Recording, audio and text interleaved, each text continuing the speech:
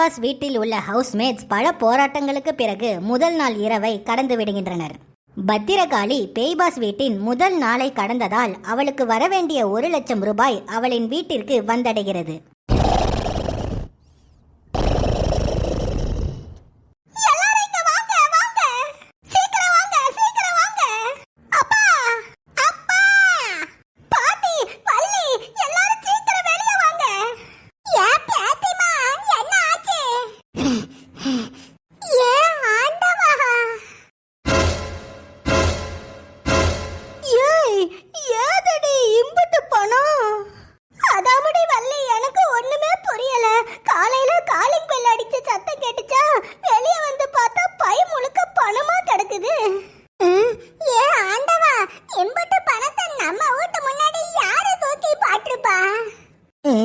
இது என்னது? Thank you for your பார்ட்டிசிபேஷனா? அப்பா, எனக்கு என்னமோ இந்த பணத்துக்கும் நம்ம அம்மைக்கும் ஏதோ சம்மந்தம் இருக்குன்னு நினைக்கம்பா. ஏயா ராசா, உன் பெஞ்சாதி ஏதோ பிரச்சனையில மாட்டிக்கிட்டான்னு நினைக்கேன். இதை இப்படியே விடக்கூடாது ராசா. சீக்கிரம் வாயா, போலீஸ் ஸ்டேஷன்ல போய் ஒரு கம்ப்ளைண்ட் கொடுத்துட்டு வந்துருவோம். ஆட்டுமா.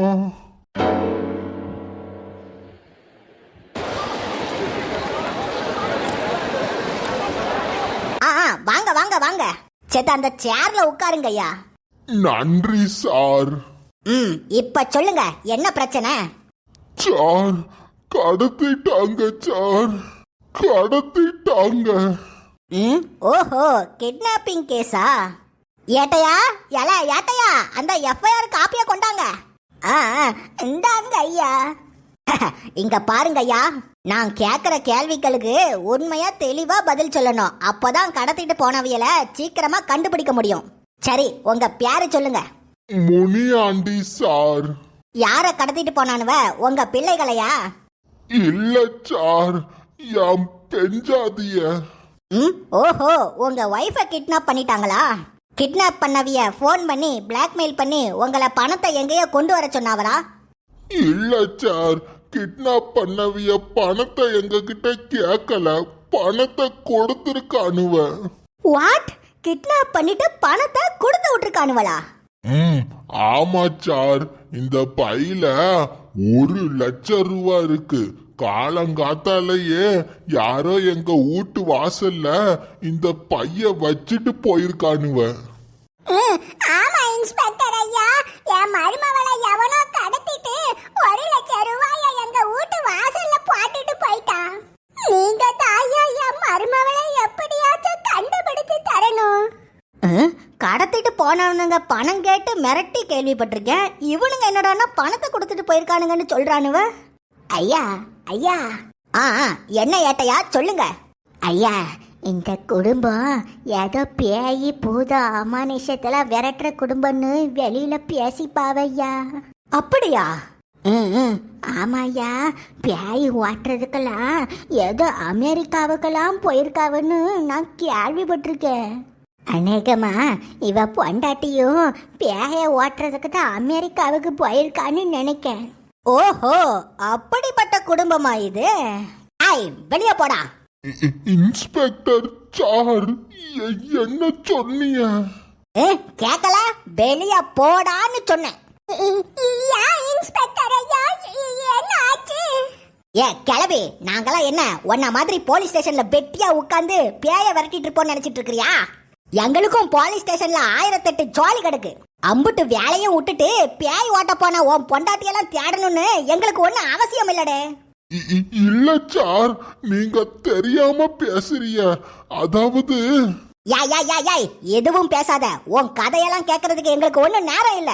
நீயா வெளியே கிளம்புறியா இல்ல உன் பிள்ளைவ முன்னாடி அடிச்சு உன்னை துரத்தி விடட்டா?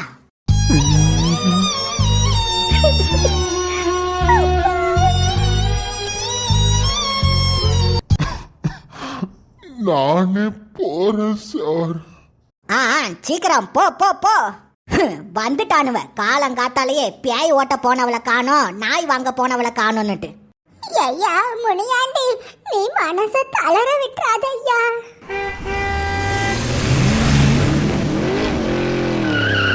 பெருமாள் அண்ணாச்சியா?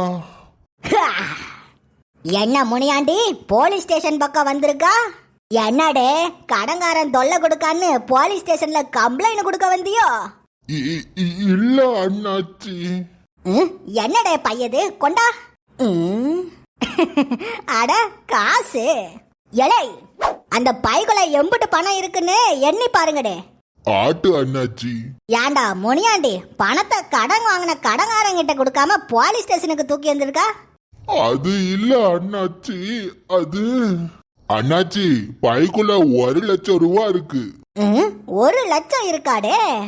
இப்படிதான் முனியாண்டி டெய்லியும் ஒவ்வொரு லட்சத்தை கொடுத்தீங்கன்னா 23 நாள்ல நீ என்கிட்ட வாங்கின எல்லா கடனையும் செட்டில் பண்ணிடலாம். நான் தினமும் இனி உன் வீட்டுக்கு வரேன். இப்படி தினமும் பையில ஒவ்வொரு லட்சத்தை எடுத்து கொடுத்துருடே. நாளைக்கு மறக்காம பணம் வாங்க வந்துடுறேன். என்ன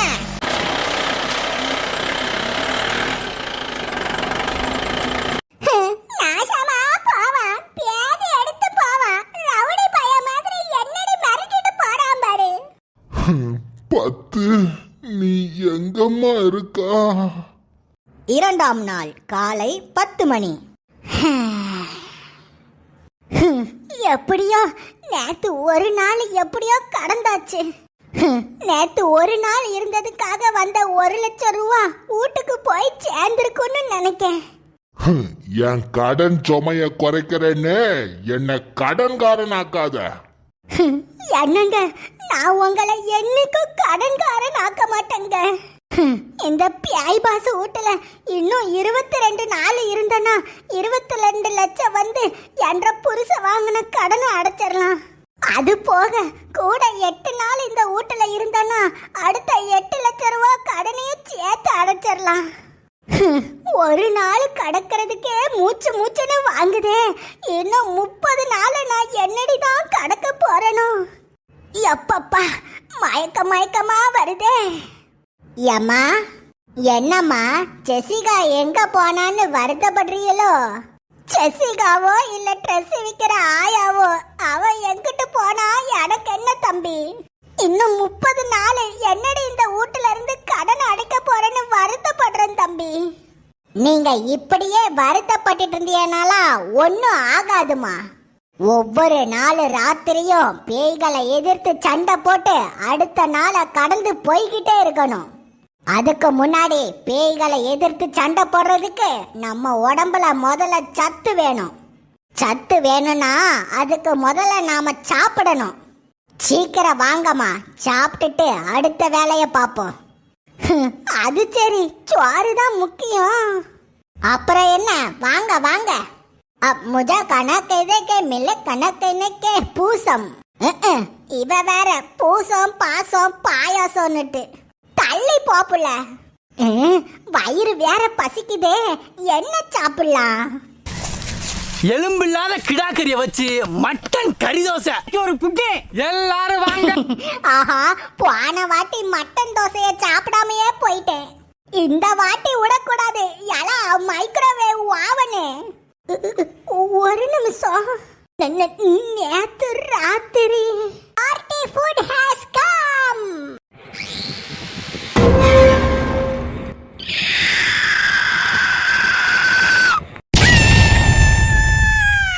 அம்மாடி, நேத்து ராத்திரி நடந்தது நினைச்சாலே பயமால இருக்கு. இந்த மைக்ரோவேவ் ஓவனுக்கு கேட்டதை கொடுக்குமா? மைக்ரோவேவ் ஓவனு சுட சுட மதுரை மட்டன் கறி தோசை. கடவுளே கடவுளே கடவுளே கடவுளே கடவுளே.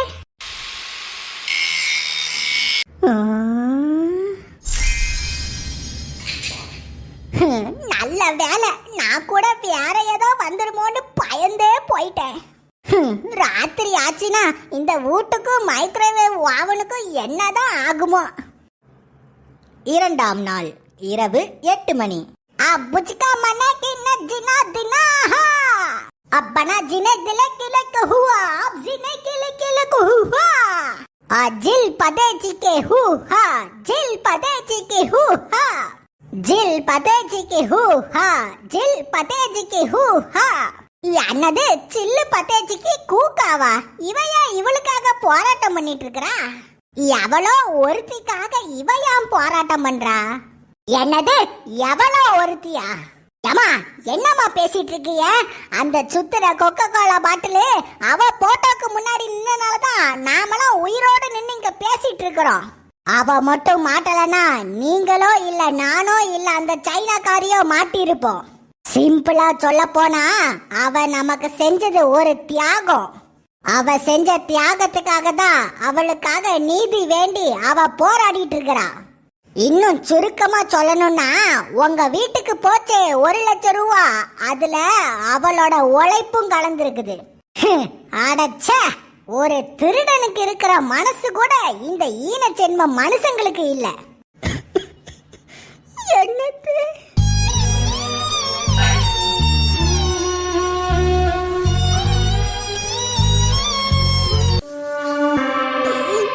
என்ன மன்னிச்சிரு ஜெசிகா.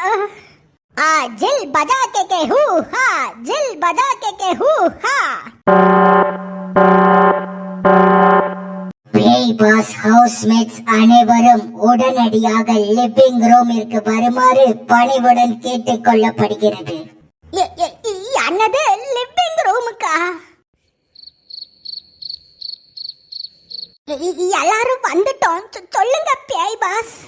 இந்த பேய் பாஸ் வீட்டின் பாதுகாப்பிற்காகவும் சட்ட ஒழுக்கத்தினை காப்பாற்றுவதற்காகவும் போலீஸ் இன்ஸ்பெக்டர் இன்று நள்ளிரவு 12 மணிக்கு பேய் பாஸ் வீட்டிற்கு வருகை தருகிறார்.